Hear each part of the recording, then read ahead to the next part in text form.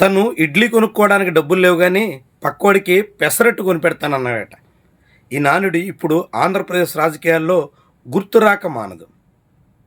పవన్ కళ్యాణ్ సొంత సోదరుడు కొణిదెల నాగబాబుకి మంత్రి పదవి ఇస్తాం అని స్వయంగా చంద్రబాబు నాయుడు ఎప్పుడో 2024 డిసెంబర్లో సొంత దస్తూరితో రాసి అధికారిక ప్రకటన విడుదల చేశారు. 2 ఏళ్లు గడుస్తున్నా దిక్కు మొక్కు లేదు. అంతేకాదు పవన్ కళ్యాణ్ తన సినిమా హరిహర వీరమల్లు విడుదల సందర్భంగా వేదిక మీద ప్రకటించారు. ఆంధ్రప్రదేశ్ ఫిల్మ్ డెవలప్మెంట్ కార్పొరేషన్ చైర్మన్గా ఏఎం రత్నం నియమితులు కాబోతున్నారు అంటూ వెల్లడించారు.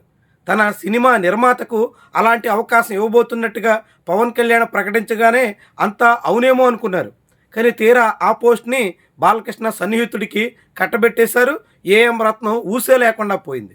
ఇలా పవన్ కళ్యాణ్ స్వయంగా చెప్పినటువంటి మాటలు, పవన్ కళ్యాణ్కి చంద్రబాబు ఇచ్చినటువంటి హామీలు అమలు కానటువంటి దశలో నేరుగా పవన్ కళ్యాణ్ ముద్రగడ పద్మనాభం కోసం గవర్నర్ గిరికై ప్రయత్నించారు అనే ప్రచారం ఇప్పుడు సాగుతోంది. ముద్రగడ బతుకున్నంతకాలం, ఆయన జనాల్లో ఉన్నంతకాలం ఎన్నడూ ఇలాంటి అభిప్రాయం వెల్లడైన దాఖలాలు లేవు. కానీ ఇప్పుడు మాత్రం పవన్ కళ్యాణ్ అలాంటి ప్రయత్నం చేశారని, ముద్రగడకు గవర్నర్ గిరి ఇప్పిద్దామనుకున్నారని తాజాగా మంత్రి నాదెండ్ల మనోహర్ చెప్పుకొస్తున్నారు. ఇది చాలా ఆసక్తికరమైనటువంటి రాజకీయ ప్రకటన. ఆంధ్రప్రదేశ్లో కాపుల విషయంలో ముద్రగడ పవన్ కళ్యాణ్ చెరోదారి తీసుకున్నారు.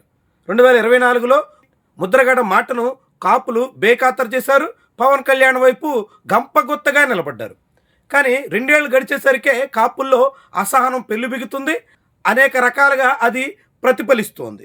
తాజాగా ముద్రగడ అంత్యక్రియల సందర్భంగా పెద్ద సంఖ్యలో తరలి వచ్చినటువంటి అనుచర గణాన్ని చూస్తే 2024 ఎన్నికల నాడు ఆయనకి దూరంగా జరిగినటువంటి అనేక మంది కూడా ముద్రగడ కుటుంబంతో సన్నిహితంగా మెలగడానికి, ముద్రగడ బాటలో సాగేదానికోసం తామంతా సిద్ధంగా ఉన్నామని చెప్పడానికి, ముద్రగడ తనయుడికి రాజకీయంగా అండగా నిలబడే సంకేతాలు పంపించడానికి సిద్ధమైనటువంటి తీరు ప్రస్ఫుటంగా కనిపించింది. తద్వారా కాపుల్లో అసహనం పెళ్లిబిగుతుందని, పవన్ కళ్యాణ్ని నమ్ముకుంటే కాపులకు న్యాయం జరిగే అవకాశం ఉండదనేటువంటి అభిప్రాయం పెద్ద స్థాయిలో వెల్లువెత్తుతుందని అనేక మంది అంచనా వేసే పరిస్థితి వచ్చింది.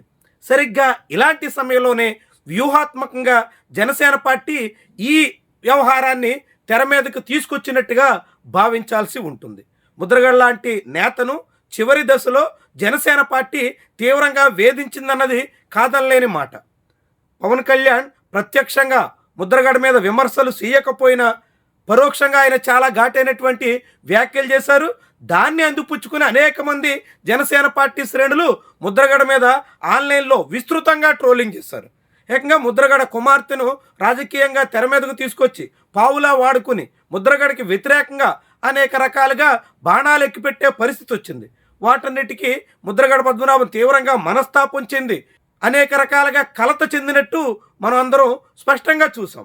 ఇలాంటి తరుణంలో ముద్రగడను వేధించిన జనసేన పార్టీ అనే అభిప్రాయం బలపడకుండా ముద్రగడను ఉద్ధరించడం కోసం, ముద్రగడకు పోస్టు బలమైనటువంటి స్థానంలో నిలబెట్టేదానికోసం పవన్ కళ్యాణ్ శ్రమించారు, అలాంటి ప్రయత్నాలు చేశారు, తద్వారా ముద్రగడకు గౌరవించే ప్రయత్నానికి పూనుకున్నారు అనే ఒక అభిప్రాయాన్ని చిత్రీకరించే ప్రయత్నం జనసేన పార్టీ మొదలెట్టినట్టుగా భావించాల్సి ఉంటుంది.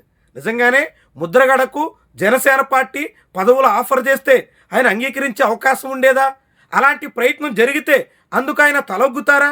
చాలా ముఖ్యమైనటువంటి విషయం. ముద్రగడ అనేక ముఖ్యమైన పదవుల్ని ఆయన ఎంతో పీక్లో ఉన్న దశలో కూడా కాలుతో తన్ని వచ్చేసినటువంటి గనుడు. మంత్రి పదవుల్ని తూనాబొడ్డన్నట్టుగా తీసి పడేసినటువంటి చరిత్ర అయింది. అనేక పదవుల్ని వదిలేసుకుని రాజకీయంగా అడుగులేసినటువంటి ఘనత అయింది.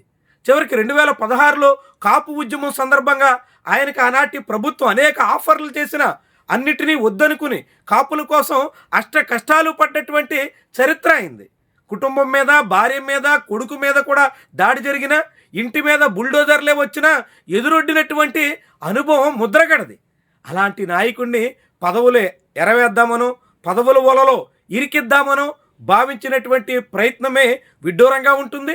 అలా భావించినట్టు ఇప్పుడు చెప్పుకోవడమే మరింత విస్మయకరంగా కనిపిస్తుంది. ఇదంతా పూర్తి రాజకీయ వ్యవహారంగా ముద్రగడ మరణానంతరం కూడా ఆయన పేరుని రాజకీయంగా వాడుకునే ప్రయత్నం ఏ స్థాయిలో ఉందో తేట తెల్లం చేస్తోంది. నిజంగా పవన్ కళ్యాణ్కి ముద్రగడ పట్ల ఏమాత్రం చిత్తశుద్ధి ఉన్నా ఆయన నేరుగా అంత్యక్రియలకు హాజరయ్యే పరిస్థితి ఉండేది. సర్జరీ చేయించుకున్నారు, విశ్రాంతి అవసరం కాబట్టి డాక్టర్లు రాలేదంటే ఆ పార్టీ బృందమైనా వచ్చి ఉండాలి. కేవలం అధికారికంగా రాష్ట్ర ప్రభుత్వం తరపున కందుల దుర్గేష్ మినహా జనసేన పార్టీ నాయకత్వం కదిలిన దాఖలాలు లేవు. మరి ఇలాంటి పరిస్థితి ఎందుకని జనసేన పార్టీ అనుసరించింది? ఎందుకని ముద్రగడను అలా దూరం పెట్టేదాకా వెళ్ళింది? పైగా ముద్రగడను ఉద్ధరించడానికి తామెంతో ప్రయత్నించాం అని చెప్పుకునే దాకా ఎందుకు మళ్ళుతుంది? అంటే ముద్రగడ చావు తర్వాత కూడా రాజకీయ వేట, రాజకీయ ప్రయోజనాల వేట ఎంత విస్తృతంగా నడుస్తుందో, ముద్రగడ మరణానంతరం కూడా రాజకీయంగా తన ముద్రను ఏ తీరున చాటుతున్నారో మనందరికీ తేట తెల్లమవుతోంది.